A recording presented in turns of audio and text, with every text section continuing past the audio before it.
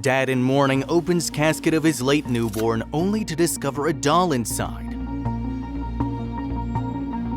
The unusual story occurred in Honduras when on July 28, 2022, Manuel Solano discovered that in the coffin in which the corpse of his newborn son was supposed to be found, there was no child at all but a plastic doll. A truly chilling event that seems to be straight out of a Latin soap opera and that no one would want to have to live through. But in order for you to better understand this surreal story, let's go back to the moment it all started.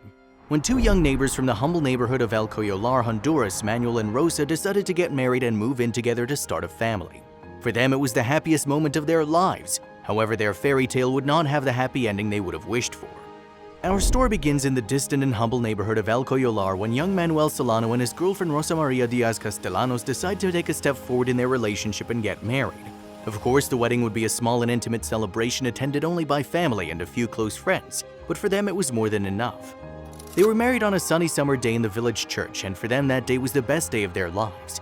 After getting married, they moved to a small house in the suburbs where they would start their new married life. It was an old house and needed a lot of renovations, but it was their home, and for them that was the most important thing. Neither of them had much money and they lived on one of the poorest neighborhoods in the country, but that never mattered to them. Their families raised them to believe that the most important thing in life was to stick together, work hard, and take care of your loved ones, something that both Manuel and Rosa Maria were clear about when they decided to get married and start their own family. Or at least that was what they thought at the beginning.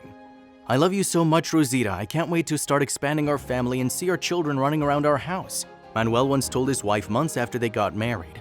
"You'll be the best father in the world, Manuel. I have no doubt about it," she told him every time they talked about it. They'd been trying to get pregnant for months without success, but that never made them lose hope. They were very young and they knew that sooner or later they would become parents.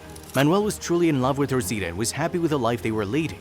After the wedding, Manuel had continued working at the fruit stand in the market that his family had owned for 3 generations while Rosa stayed at home. In Honduras, it was not common for married women to work, causing the entire burden of the family to fall on the husband and his salary. This was usually very low. During the first year of marriage, everything went well, and although they lived a modest life without any kind of comfort or luxury, their relationship worked well. Manuel worked tirelessly to provide a better life for his wife, and she was very happy about it. However, when 2 years after the marriage, Rosa finally became pregnant, everything changed.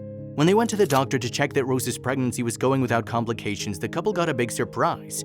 "Mr. and Mrs. Solano, I'm pleased to announce you're expecting twins. Congratulations," said the doctor when the first ultrasound on Rosa discovered there were 2 hearts beating strongly inside her.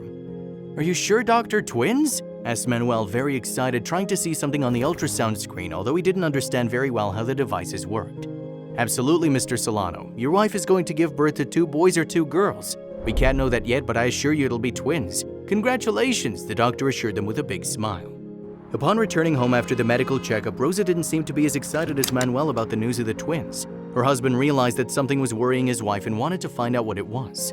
"My love, what's wrong? Aren't you happy with the news? Are you worried about the pregnancy?"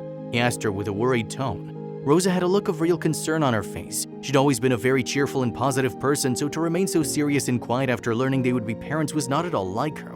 "I'm very happy, but I can't help worrying about what will come next. We never thought we would have 2 children at the same time. It's really overwhelming. How are we going to do it, honey? Your salary's very low and 2 babies require so many expenses," Rosa confessed to her husband. She looked very overwhelmed at the idea of having to take care of and support 2 babies at the same time. "I know, my love. It's a lot to assimilate, but we'll get through this. We always do," Manuel told her in an attempt to cheer her up and get those negative thoughts out of her head, but he didn't succeed. "I want our children to have a good life, Manuel. I'm not saying that this is not a decent life, but you have to admit that working in the market at your family's fruit stand will never be enough. Don't you want to aspire to more? Don't you want to be able to offer them something more?" she insisted in a tone that was beginning to border on desperation. After that first conversation, Manuel and Rosa had many others, and in all of them they ended up discussing heatedly about money and the need to find another job that would provide them with a better way of life. Money, or rather the lack of it, was something that had never worried them too much, and with which they always seemed to have agreed to until then. Rosa wanted more money to give her children and herself a better life, and Manuel only wanted her to be well and for their marriage to work. For all this, when Rosa was 4 months pregnant, Manuel made the drastic decision to travel to the United States to find a job with better conditions and a higher salary. "I'll miss you terribly, my love. I'll be back for the birth of my babies, I promise. I will make you proud of me and I'll work hard for us and the children. You'll never have to worry about anything ever again, honey," Manuel told his wife a few moments before boarding the boat that would take him to his new destination in sunny San Diego. "I know you will, Manuel. I'm already proud of you. You're a good man, and I couldn't have chosen a better father for my children. I will wait for you here, and as soon as the children are born, I'll let you know," she told him as she kissed him and said goodbye with tears in her eyes. Manuel spent the following months working tirelessly to be able to send Rosa as much money as possible before the birth of the children. He got a good job as a fisherman in the port of San Diego, his salary being 3 times what he had selling fruit in his town, but the schedules he had and the time difference between the US and Honduras was so great that he could barely talk to Rosa on the phone to find out how she was doing. The twins were due to be born at the end of August, and by then Manuel estimated that he would have raised enough money to be able to cover all the medical expenses that might be needed and to buy everything necessary for the care of the babies during their first months of life. However, none of that would ever happen, and all of Manuel's efforts to care for his wife and children would have been in vain, although it was still too soon to find out. "How are you feeling, Rosa? And the babies, are they well? Have you seen the doctor?" Manuel asked his wife on every call. The birth of the twins was approaching, and his anxieties to return to his wife and children were growing. Rosa, on the other hand, felt exactly the opposite. "I'm fine, my love. The children are growing well, my belly's getting heavier, and it's hard for me to move, but I'm not complaining. These children are a blessing, and I'm looking forward to meeting them. I miss you very much, Manuel. I can't wait for you to come back and we can all be together." She always told him with affection to encourage him to keep working and make the time they had left apart more pleasant. A pity that all those words of love were nothing more than lies. Rosa's real plan was different, and very soon everything would come to light. And this is where our story reaches the moment we were talking about at the beginning, the moment when Manuel's life changed forever and his heart broke into 1,000 pieces. In the early morning of July 27th, Rosa Maria called her husband very anxious to announce that the birth of the babies had gone ahead and that during childbirth one of the twins had died. "The doctors did everything they could, but the baby was too weak. I still can't believe it. It's all happened so fast. I'm devastated, Manuel," explained Rosa to her husband while she tried to hold back tears. On the other end of the phone, Manuel couldn't hold back his tears and wept disconsolately at the news of the death of one of his sons. He was devastated and wanted to be reunited with his wife as soon as possible and meet the son who had supposedly managed to survive. "Tell me what hospital you're in, Rosa. As soon as I get to Honduras, I'll come to get you. I won't leave you alone any longer, my love," said Manuel, very excited and determined to return home to be reunited with her family. But Rosa refused. Rosa explained that she went to Tegucigalpa to give birth in the Hospital Escuela. She told him that there was no need for him to go there, that it was more important to start arranging the baby's funeral and to raise money to pay for the other child's medical expenses. Supposedly, the surviving twin was not yet out of danger and needed constant medical care, which would be very expensive. Of course, Manuel believed his wife's word without hesitation and did everything she told him to. Manuel decided to pay for a plane ticket, the cheapest he could find, so that he could get to his country as soon as possible and organize all the funeral arrangements. The next day, when he arrived in his neighborhood of El Coyolar, he was surprised to see that most of the neighborhood already knew what happened, and that they had even started to donate money for the treatment of his other baby. "We're very sorry for your loss, Manuel. Rosita called us yesterday and explained everything. Believe me that we are very sorry for what will happen to you and that all of us neighbors will try to help as much as possible," one of his closest friends told him when he saw him in the neighborhood. "Thank you very much, friend. Rosa will arrive this afternoon with a baby's coffin and we'll bury him in the cemetery with the rest of our family. It's been very difficult, but I have faith. I know we can overcome it." Manuel thanked his friend while hugging him effusively. Manuel was letting everyone know when and how the child's burial would take place, and although he tried to stay strong, he couldn't help crying in front of some of the neighbors more than once. The funeral would be celebrated that same afternoon in the church chapel, at which time Rosa would arrive with a coffin from the hospital in Tegucigalpa. It was impossible to imagine what would happen just a few hours later and the difficult decision Manuel was forced to make. Rosa arrived punctually with a small white coffin in her arms. She looked very affected and it was obvious that she'd been crying, but she didn't want anyone to help her carry her baby's coffin and maintained her composure at all times. Manuel, on the other hand, as soon as he saw her with the coffin in her arms, burst into disconsolate tears and threw his arms around her.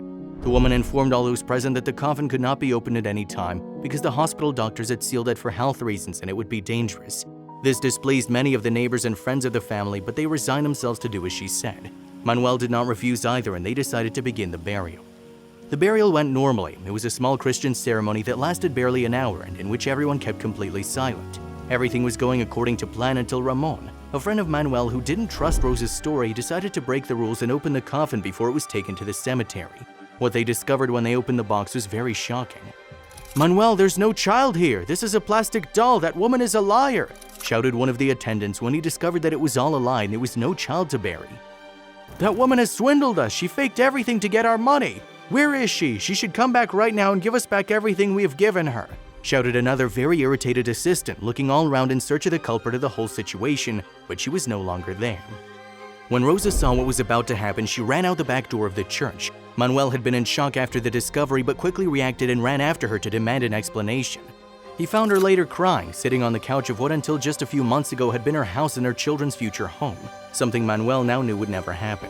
Rosa could no longer bear the guilt and confessed the whole truth to her husband. The truth was that Rosa had an abortion only a month after Manuel left to work in San Diego, but she didn't tell anyone and continued to fake her pregnancy till the end.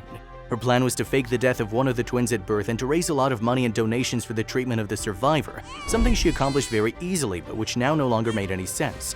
Everyone knew she was a con artist, and her husband, the person who loved her the most in the world and who had sacrificed everything to care for her and her family, no longer trusted her. "I would have given my life for you if it had been necessary, Rosa. I left my country and abandoned my family, my neighborhood, and my friends to give you what you asked for. Your happiness has always been my highest priority, but I see that your priorities are very different and that I do not figure among any of them. This is over, and I want you to know that the only one to blame for me not loving you anymore is you. Remember that when you want to have someone by your side to take care of you and you're still alone, that will be your greatest punishment," were the last words Manuel said to Rosa before definitively breaking off their marriage. Rosa left the neighborhood a few months later and no one ever heard from her again, not even her family. Manuel, for his part, tried to resume his life and forget about this woman who had hurt him so much. His last gift to her was not to file any charges for the donation scam nor the deception of the babies. It was the last gesture of love from a heartbroken man who'd lost everything. Did you like this touching and surprising story? If so, we invite you to leave us a comment expressing your opinion. If you want to continue enjoying inspiring stories like this one, subscribe to our channel or check out the other videos shown at the bottom of the screen. Thank you for your cooperation.